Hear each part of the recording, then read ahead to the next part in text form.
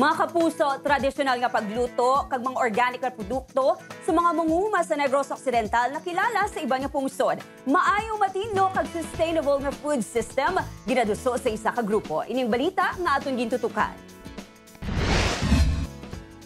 Isang probinsya sa Negros Occidental sa mga lugar sa pungsod nga dagaya ang agricultural products. Madamo sa mga produkto nga prutas kag utan nga tanom sang local farmers ang pwede ipabugad. Apang ang dako nga pagpanghangkad ang suporta sa ilas ng gobyerno.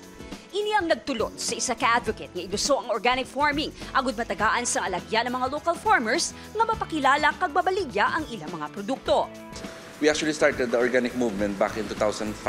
The provincial government's goal to make Negros Island an organic island. We started the Organic Farmers Festival back in 2006. 2011, gintukod ni Uy ang Slow Food Negros Convivium para tipuno ng mga grupo sa mga mangunguma, chef kag food advocates.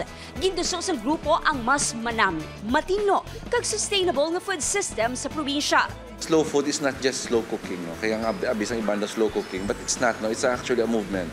No? We want everyone to have access to good, clean, and fair food. So when you say good, good for the environment, good for the health, good for the body, good for everyone, no? Good for the community. Si Ernesto nga isa ka organic farmer na buligan nga makilala ang iyang mga produkto pagi sa ginalunsar nga Organic Festival. Dako gid mabulig ya halimbawa kalubay, pitsay, mga patula, kamatis, talong. Kag sa pumuluyo mo makabulig man diri kay nga magbaligya ko di produkto ko mas barato saya ko.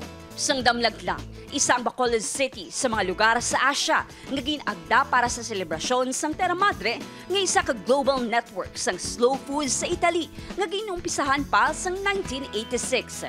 Kapin 100 ka mga Negrense ang nagpakigbahin. Diri ginpilahan kag natilawan sa iban nga mga rasa ang nagkalain-lain nga luto nagikan sa probinsya. Kadungan sa selebrasyon, gin-anunsyo man nga ang Bacolod City ang napilian nga mangin host ng Terra Madre in the Pacific sa madason nga tuig. Upod kay Ruel Banggoy, Eileen Pedraso, One Western Visayas.